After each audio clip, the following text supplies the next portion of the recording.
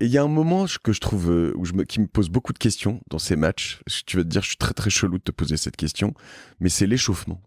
C'est que, en fait, je trouve qu'il y a un grand respect. J'ai l'impression, moi, je l'interprète comme ça. J'ai l'impression qu'il n'y a pas trop cette parade. En tout cas, là, mais il doit y avoir un peu quand même. Mais je trouve que on t'envoie pas des sales balles ou des trucs comme ça, si. Si, Alors, peut-être. ça va jamais trop loin. Ouais. Parce que si ça se voit, c'est mal interprété, Ouais. si et ça. Mais il y a toujours un truc. Les joueurs, ils jouent en marchant. Il est là, il fait semblant de jouer. Il y a des joueurs qui veulent pas que l'autre y voit sa qualité de balle, son truc, pour surprendre un peu dès le début, parce que les débuts de set sont toujours importants et les débuts de match encore plus. Il y a des gars qui vont, ouais, si, il y a quand même toujours des petits trucs. Il y a des gars, tu vas monter au filet pour t'échauffer au filet, en fait, tu peux pas t'échauffer. Le gars, il frappe de toutes ses forces. Alors il frappe sur toi, donc les gens ne voient pas, mais en vrai, c'est hyper dur. En vrai, c'est hyper dur. Donc ça, ouais, ça fait partie du jeu aussi. Ça fait partie du jeu. Ok, c'est intéressant. Et Nadal, par exemple, frappait très fort à l'entraînement.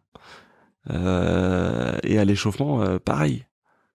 Parce que c'était aussi sa façon de s'échauffer. C'était pas forcément aussi pour gêner l'autre. Des fois, c'est toi, tu dis, bah moi, je veux m'échauffer comme ça parce que c'est comme ça que je suis bien. Et puis bon, bah, l'autre, il se débrouille et il a la balle de l'autre côté. Maintenant, il se débrouille. Quand tout à l'heure tu m'as dit que tu te prenais pas trop au sérieux, je pensais aux 3 des Big 3, on va dire.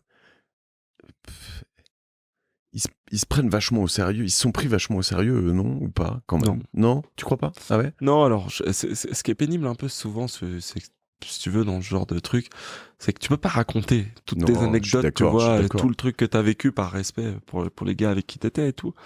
Mais je demande pas de bitcher, hein, c'est vraiment plus Mais justement, c'est des choses moi qui m'ont marqué quand j'ai rencontré ces gens-là et c'est pour ça que souvent c'est important justement de s'ouvrir au monde et d'aller voir ce qui se fait ailleurs et pas toujours penser que ce qu'on fait nous c'est le mieux. C'est que justement ces 3 joueurs-là, pour moi, entre guillemets, c'est des joueurs qui sont sérieux dans ce qu'ils font, mais qui se prennent pas tant au sérieux que ça. Qui ont un vrai recul sur les choses et qui sont capables d'analyser parfaitement tout ce qui est en train de se passer, de rigoler dessus, de rigoler d'eux-mêmes, d'être capable...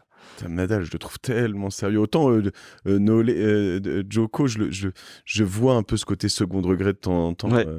Mais Nadal, non. Et puis et il en parle de temps en temps, tu vois. Il dit, bah moi, si on m'avait enlevé mes petits moments avec mes potes, boire une petite bière ou un truc comme ça, bah... je pouvais pas jouer au tennis en fait.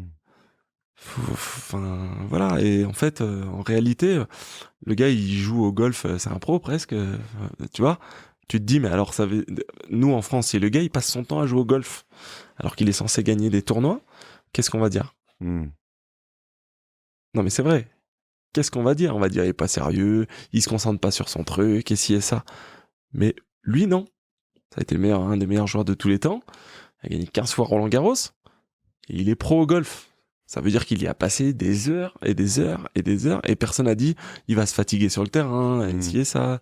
Et c'est pas bien de jouer au golf pour gagner. Pour le mouvement. Pour le mouvement, pour ci, pour ça. Mais en fait, quand t'as du détachement et que tu sors de tout ça, c'est super. Le golf, il s'est concentré.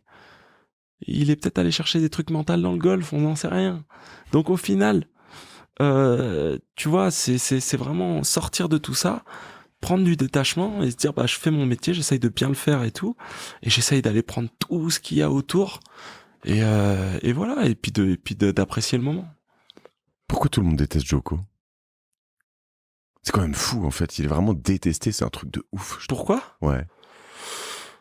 Parce que moi je considère que il a eu une période où il a pas voulu être lui-même. Il voulait être Roger Federer ou Rafael Nadal. Oui. Et qu'il aurait peut-être dû rester lui-même depuis le début. Il l'est devenu lui-même à un moment, non? Je pense qu'aujourd'hui il est lui-même et je pense que c'est pour ça aussi. Alors il est clivant, mais c'est pour ça aussi qu'il est apprécié par beaucoup de gens, je pense. Parce que maintenant il est complètement honnête. C'est-à-dire qu'il fait pas des choses pour être apprécié. Il fait les choses parce qu'il considère qu'elles méritent d'être faites comme ça.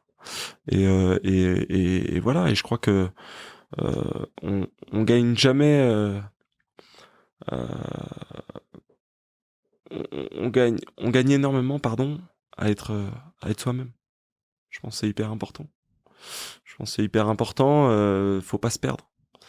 Et je pense que lui, à un moment donné, il a voulu sortir de cette image de guerrier qu'il a, parce que c'est un Serbe, parce que il a vécu des choses difficiles dans son enfance, notamment, voilà, c'est des enfants qui sont descendants de personnes qui ont fait la guerre pour de vrai. Mm.